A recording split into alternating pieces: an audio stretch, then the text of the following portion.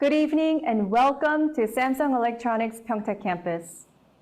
Now I'd like to introduce Samsung Electronics Vice Chairman, who is leading the global semiconductor industry with strategic innovation. Please welcome to the stage, Lee Jae-yong.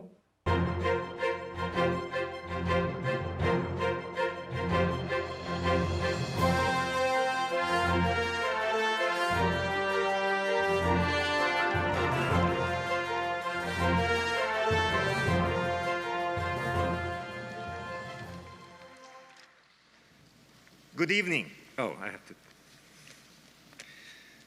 Good evening, ladies and gentlemen.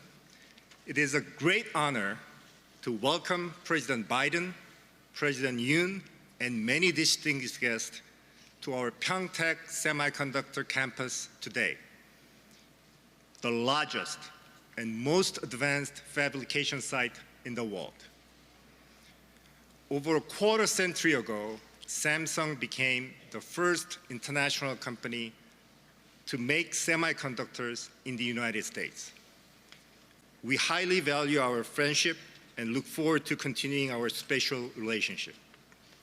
Semiconductors are engines of the modern world, driving growth and opportunity for all. They enable people around the globe to have equitable access to the internet and its vast database of knowledge, and they advance business productivity on all fronts. This innovation is possible with your devotion. So thank you, Team Samsung. In South Korea, the United States, and around the world. It is now my great honor and pleasure to welcome our presidents. Ladies and gentlemen, please join me welcoming President Yoon and President Biden.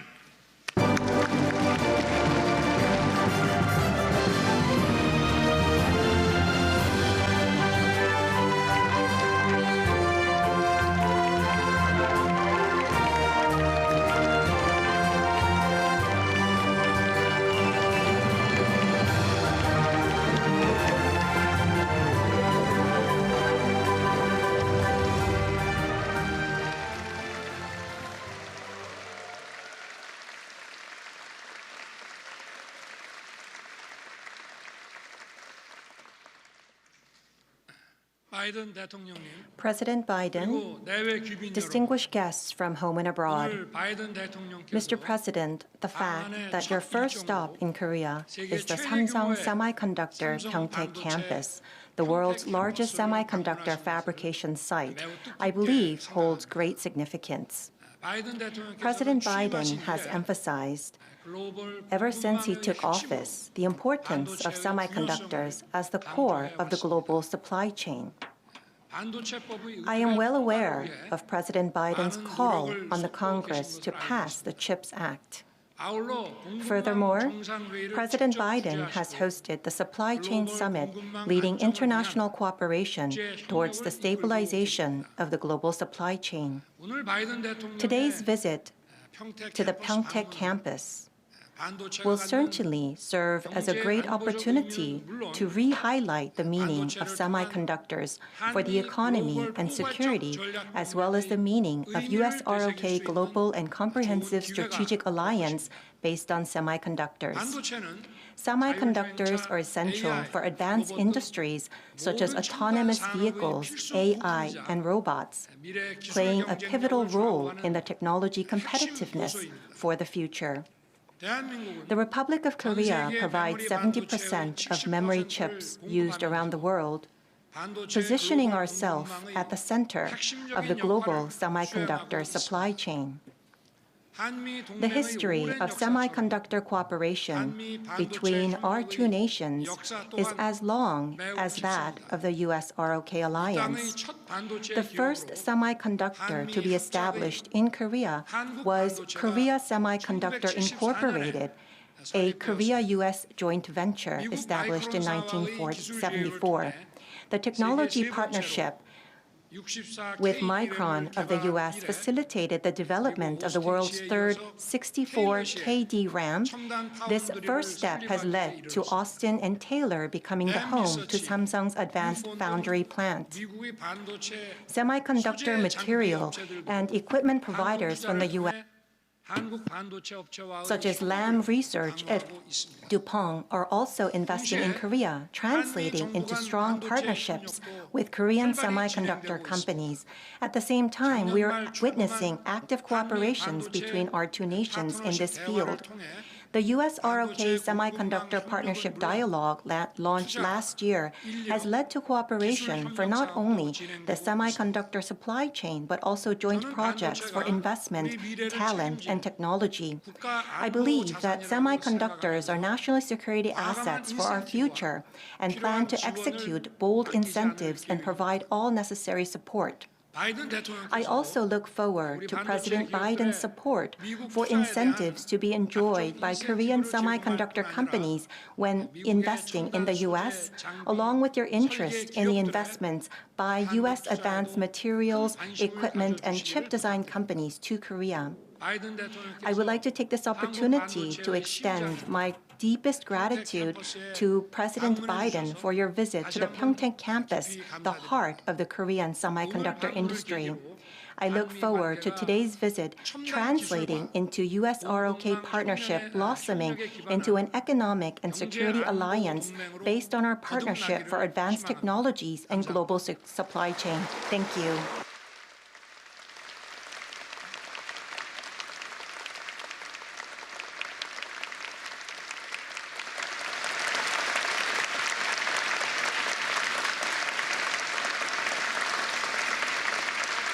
Mr. President,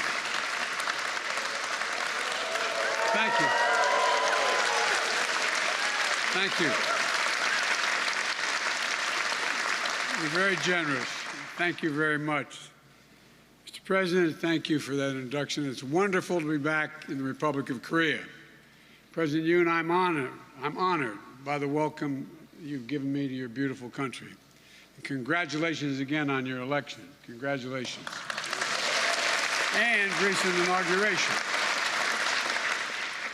I and my country look forward to a very productive few days together where we can get to know one another better and explore ways to take the alliance between the Republic of Korea and the United States to an even greater heights than it already exists. And Vice Chairman Lee, thank you for welcoming us to this Samsung Semiconductor facility. This is an auspicious start to my visit because it's emblematic of the future cooperation and innovation that our nations can and must build together. I'm joined by my Secretary of Commerce, Secretary Raimondo is here in the front row, who's working every day to bring us closer to that goal. I've just seen how this plant makes the most advanced semiconductor chips in the world. They're a wonder of innovation and design, precision, and manufacturing. Semiconductors power our economies and enable our modern lives, from our automobiles to our smartphones to medical diagnostic equipment. And when it comes to the most advanced chips like the ones made here in Samsung, is only one of only 3 companies in the world that makes these chips. It's incredible, an incredible achievement. Because these little chips, only a few nanometers thick, are the key to propelling us into the next era of humanity's technological development. Artificial intelligence, quantum technologies, 5G, and so very much more, things we haven't even thought of at this point.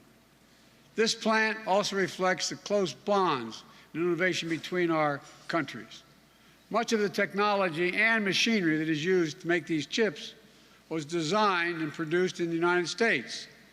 And by uniting our skills and our technological know-how, it allows the production of chips that are critical to both our countries and are essential sectors of our global economy.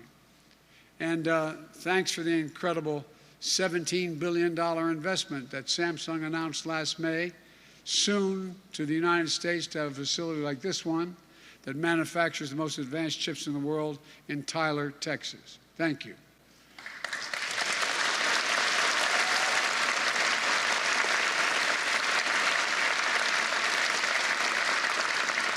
This investment will create 3,000 new high-tech jobs in Texas and add to 20,000 jobs Samsung already supports in the United States of America. So I want to thank Samsung for their investment and for continuing to expand the very productive partnership between the Republic of Korea and the United States. And I know that Samsung will also be working with Stellantis on a joint venture to build a new facility in the United States that will manufacture batteries for electric vehicles. Investments like these are going to help catapult us forward toward a clean energy future, which we both badly need, advancing our shared economic growth, our energy security, and our climate goals. I also want to make clear that these are smart business decisions. Samsung didn't invest $17 billion without, as we say in America, running the numbers. The United States is a top destination for foreign direct investment, like the one Samsung is making, because we have a world-class, highly skilled, and highly committed workers. I urge Samsung and Stellantis and any company investing in the United States to enter into partnerships with our most highly skilled and dedicated and engaged workers you can find anywhere in the world, American union members. Stellantis knows how much benefit comes from a successful relationship with the union in America. They have a national agreement with my friend Ray Curry, the United Auto Workers. For every joint venture that manufactures electric vehicle batteries would be made stronger by collective bargaining relationships with American unions. We also have outstanding, skilled, dedicated union building and construction trades workers ready to build a new Samsung facility in Texas. So let's work together to make this happen and to get that plant built on time and on budget, safely and efficiently, because union labor means high-quality work that delivers the best possible return on investment. The United States has premier colleges and universities, a culture that fosters innovation and entrepreneurship, a transparent and predictable legal system where companies know their ideas and their investments will be protected. And my administration is doubling down on all of these strengths. We're investing more than $1 trillion to upgrade America's infrastructure coast to coast over the next decade. And hopefully soon, with the Bipartisan Innovation Act, we'll deliver historic federal investments in U.S. research and development, including funding for something called the CHIPS Act to revitalize the U.S. semiconductor industry. Our two nations work together to make the best, most advanced technology in the world, and this factory is proof of that. And that gives both the Republic of Korea and the United States a competitive edge in the global economy, if we can keep our supply chains resilient, reliable, and secure. Over the last few years, we've seen just how critical it is. The COVID-19 pandemic, exposed the fragility of just-in-time supply chains. The global semiconductor shortage has caused a shortfall in consumer goods, especially automobiles, and it's contributing to higher prices around the world. And now, Putin's brutal and unprovoked war in Ukraine has further spotlighted the need to secure our critical supply chains so that our economy, our economic, and our national security are not dependent on countries that don't share our values. A critical component of how we'll do that, in my view, is by working with close partners who do share our values, like the Republic of Korea, to secure more of what we need from our allies and partners and bolster our supply chain resilience. That's why our strategy is to build around strengthening our ties and cooperation across the board. That's how both our nations can improve our long-term resilience, increase our shared prosperity, and put our people in the best position to come out ahead in the competition of the 21st century. And that's why, Mr. President, I came to the Republic of Korea on my first trip to Asia as President of the United States. So much of the future of the world is going to be written here in the Indo-Pacific over the next several decades. We're standing at an inflection point in history where the decisions we make today will have far-reaching impacts on the world we leave to our children tomorrow. This vibrant democracy has become a powerhouse of global innovation by investing in educating its people. And companies like Samsung that are driven by responsible development of technology and innovation will be critical to shaping the future in the direction of our two countries, the direction we both want to go. So this is the moment, in my view, to invest in one another, to deepen our business ties, to bring our people even closer together. This is something President Yoon and I will be talking about on our visit later after this meeting and in the months ahead, because the alliance between the Republic of Korea and the United States of America is a linchpin of peace, stability, and prosperity for a region of the world that we seek. So thank you all very much, and President Yoon, thank you for everything you've done so far. Appreciate it. Thank you.